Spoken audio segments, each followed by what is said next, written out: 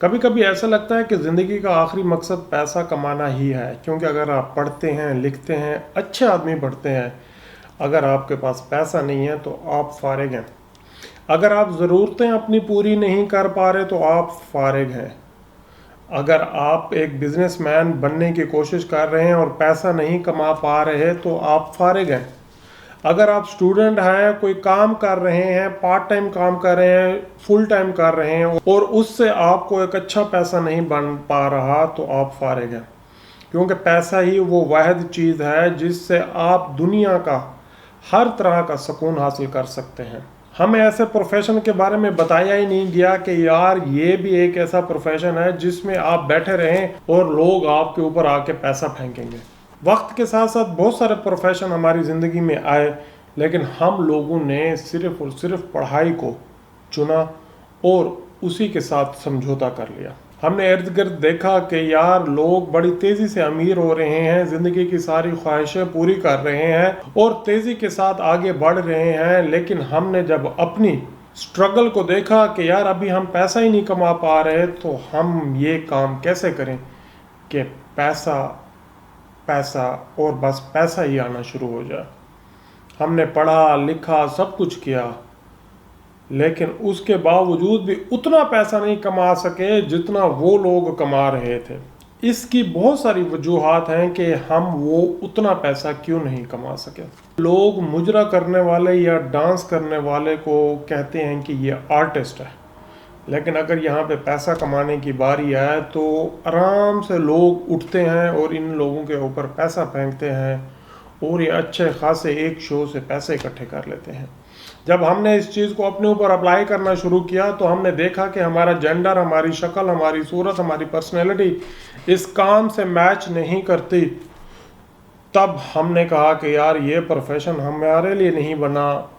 اس کو چھوڑو، یہ گھٹیا پروفیشن ہے۔ تو ہم اس طرح آگے بڑھ گئے اور ہم نے اس سونے کی چڑیا کو پیچھے چھوڑ دیا۔ پھر وقت گزرا، ہمیں احساس ہوا کہ یار یہ جو لوگ بیٹھ کے قوالیاں کرتے ہیں، میوزک سناتے ہیں، لوگوں کو گانے سناتے ہیں، ان کے اوپر بھی لوگ بہت پیسہ پھینکتے ہیں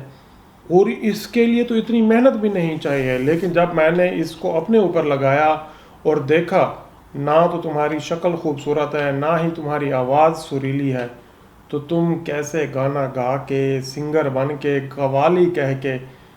تم اتنا پیسہ اکٹھا کر سکتے ہو؟ تو ہم نے اس پروفیشن کی طرف بھی دھیان نہیں دیا۔ اس کے بعد ایک تیسرا پروفیشن آیا بہت ٹائم کے بعد، ہمارا یہ سلسلہ نعت خوانی کا۔ بہت سارے لوگ اس کے اوپر بہت سارا اوپینین رکھتے ہیں اور بہت سارے لوگ اس کے اوپر اپنے فرقے کے حوالے سے ایک عقیدہ بھی رکھتے ہیں۔ میں کسی کی فیلنگز کو ہرٹ نہیں کرنا چاہتا، لیکن میں صرف پروفیشن کی بات کرنا چاہ رہا ہوں کہ آج کل جو مارکیٹ میں پروفیشن آ چکا ہے، آپ نے بہت سارے علماء اکرام کو دیکھا ہوگا، سنا ہوگا، اور وہ اس نعت خوانی کے کلچر کے بارے میں بہت زیادہ کہتے ہیں کہ اس کا دین یا اسلام سے کوئی واسطہ نہیں ہے۔ لیکن اگر پیسہ کمانے کی شکل و صورت میں اس کو ناپا اور تولا جائے تو یہ والا پروفیشن پیسہ کمانے کی مشین ہے۔ ایسا پروفیشن ہے جس میں آپ کے سینٹیمنٹ، آپ کے عقائد، آپ کی محبت کو جھنجھوڑا جاتا ہے اور اس صورت میں آپ کی پوری جیب کو خالی کیا جاتا ہے۔ جب سے یہ پروفیشن مارکیٹ میں آیا ہے، اس صورت میں سنگر، آرٹسٹ، پڑھے لکھے لوگ، چارٹرڈ اکاؤنٹنٹ سب کے سب بیکار ہو چکے ہیں، اور میرے خیال سے جتنا یہ لوگ کما رہے ہیں اتنا اور کوئی نہیں کما رہا۔ جب میں نے اس پروفیشن کو اپنے اوپر لگانے کی کوشش کی تو میں نے دیکھا میری شکل صورت تو ملتی ہے،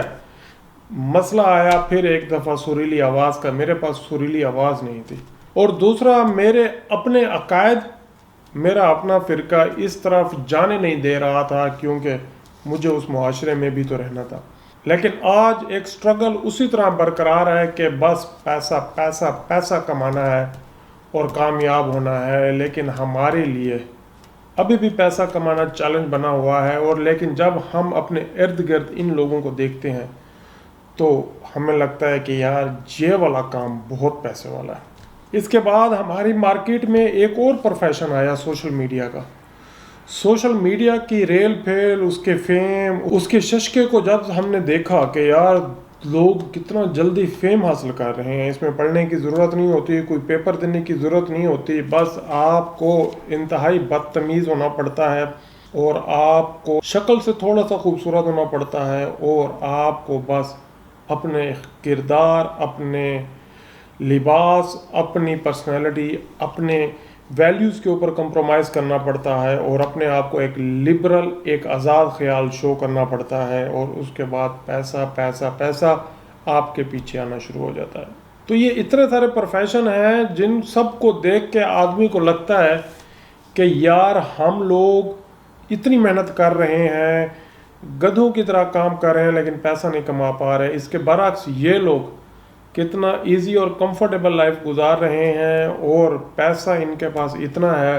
اگر یہ ایک سال میں 4 5 6 شوز کریں، سوشل میڈیا پہ 10 12 15 ویڈیوز لگائیں، تو یہ اتنا پیسہ کما لیتے ہیں جتنا ہم سال 2 سال 3 سال محنت، نوکری، مزدوری کر کے بھی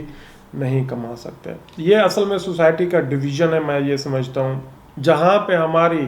سورس آف ارننگ اور جو ارننگ کا لیول ہے وہ ایکول نہیں ہے. اس سے اور زیادہ تباہی، احساس محرومی اور احساس کمتری پیدا ہوتی جا رہی ہے ہمارے معاشرے کے اندر، جس کے بارے میں ہمیں سوچنا چاہیے. اور کچھ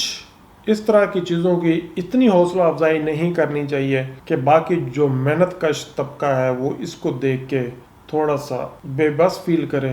اور اپنے آپ کو کم تر فیل کرے.